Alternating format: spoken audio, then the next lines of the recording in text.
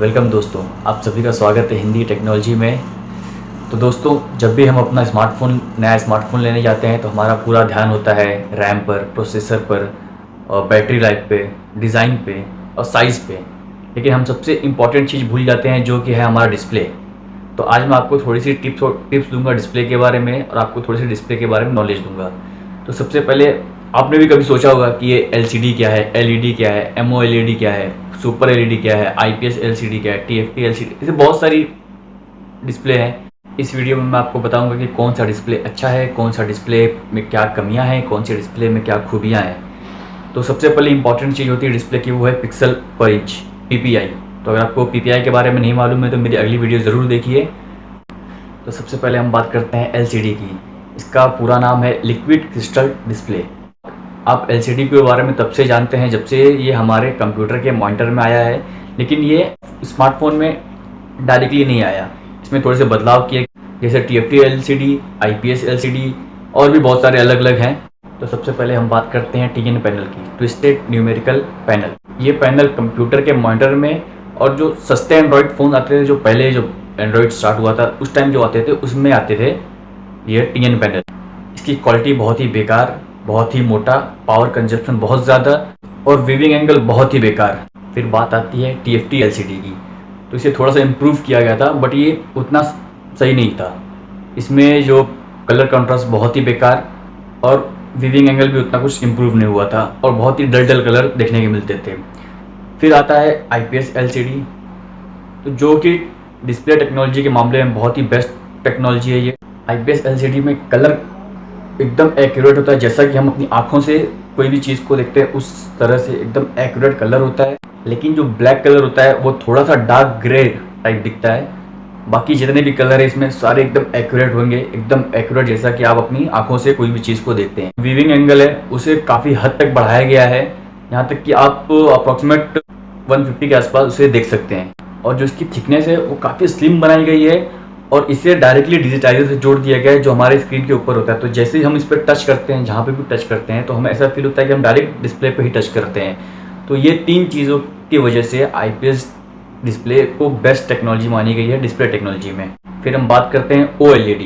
LCD में होता क्या है कि हमारे जो डिस्प्ले होता है उसी के पीछे नीचे बैकलाइट दी होती है, जिससे हमें हमारा डिस्प्ले नज़र आता है। इसका मतलब ये हुआ कि वो डिस्प्ले जो बैकलाइट है वो हमेशा ऑन है और पावर कंजप्शन ज़्यादा हो रहा है। लेकिन OLED और MOLED में क्या होता है कि जो भी डिस्प्ले का पिक्सल है उस एक एक पिक्सल को ही LED बना दिया है। तो जिससे क्या है कि जब जो पिक्सल की ज़रूरत है, जो पिक्सल ऑन है, बस वही पावर कंजप्शन करेगा और बाकी सारे जो भी पिक्सल है वो ऑफ रहेंगे। इससे पावर कंजप्शन कम होएगा। OLED और MOLED के दो मेन एडवांटेज है कि मान लीजिए आपको डिस्प्ले पे ब्लैक कलर चाहिए, डिस्प्ले उस पिक्सल को ऑन ही नहीं करेगा जहाँ पे ब्लैक कलर चाहिए। तो जो पिक्सल ऑन ही नहीं है तो उससे ज़्यादा डार्क ब्लैक क्या हो सकता है। और सेकेंड थिंग इसमें यह है कि इसका जो कॉन्ट्रास्ट रेशियो है बहुत ज़्यादा बढ़ जाता है। तो कॉन्ट्रास्ट रेशियो नापने का तरीका यह है कि फुल ब्लैक, डार्क ब्लैक से लेके एकदम वाइट, जब तक कि वो पूरा ब्राइट ना हो जाए, तो इन दोनों के रेशियो को ही कॉन्ट्रास्ट रेशियो बोलते हैं। तो ये हो गया OLED और MOLED। तो हम बात करते हैं सबसे इम्पॉर्टेंट डिस्प्ले की, जो एप्पल का है रेटिना डिस्प्ले। तो ये मैं बता दूं आपको कि रेटिना डिस्प्ले क्या है। तो ये समझ लीजिए सिर्फ एक मार्केट टर्म है, कुछ नहीं है। ये एक सिंपल IPS डिस्प्ले है। बस जब ये iPhone का 4S लॉन्च हुआ था उस टाइम इन्होंने ये टेक्नोलॉजी यूज़ किया था IPS LCD का। तो इन्होंने सिर्फ उसका नाम रख दिया रेटिना डिस्प्ले, सिर्फ मार्केट टर्म यूज़ करने के लिए, और इसमें कुछ नहीं है।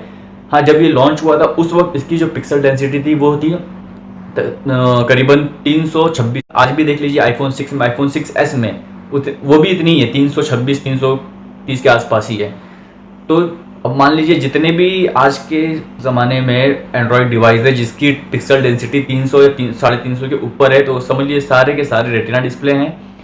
एप्पल ने कोई भी रेटिना डिस्प्ले कुछ नहीं है, ये सिर्फ एक मार्केट टर्म है, ये एक सिंपल IPS डिस्प्ले है।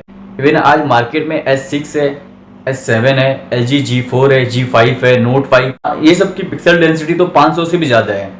तो बस यही समझ लीजिए कि सारे के सारे रेटिना डिस्प्ले हैं। तो डिस्प्ले टेक्नोलॉजी में सबसे बेस्ट चीज़ है IPS LCD और MOLED। तो आइए हम इन दोनों को कंपेयर कर लेते हैं। IPS डिस्प्ले में एकदम एक्यूरेट कलर, MOLED में एकदम एक्यूरेट तो नहीं बट हमारी आंखों को अच्छा लगने के लिए वो कलर इसमें आते हैं। IPS LCD सनलाइट में अच्छे दिखते क्योंकि उनके बैक में बैकलाइट है, और MOLED में वो पिक्सल ही उनकी लाइट है तो थोड़े से लाइट दिखेंगे, लेकिन IPS LCD थोड़े कम ब्राइट है और MOLED थोड़े ज़्यादा ब्राइट है। IPS LCD की जो पावर कंजप्शन है वो MOLED के मुकाबले थोड़ी सी ज़्यादा है और MOLED की थोड़ी सी कम है। तो अगर थिकनेस की बात करें तो IPS LCD थोड़ा सा मोटा है AMOLED डिस्प्ले के मुकाबले में, और MOLED स्लिम है और फ्लेक्सिबल है। कॉस्ट की बात कर लेते हैं, तो कॉस्ट ये है कि IPS थोड़ा सा सस्ता है और MOLED थोड़ा सा महंगा है। तो होप दोस्तों डिस्प्ले के बारे में आपको जो भी थोड़ा सा कन्फ्यूज़न रहा होगा वो अब दूर हो गया होगा और आपको मेरी वीडियो पसंद आई होगी। और अगर आपको मेरी वीडियो पसंद आई है तो प्लीज़ प्लीज़ प्लीज़ सब्सक्राइब कीजिए और मेरे चैनल को शेयर कीजिए। Thank you so much.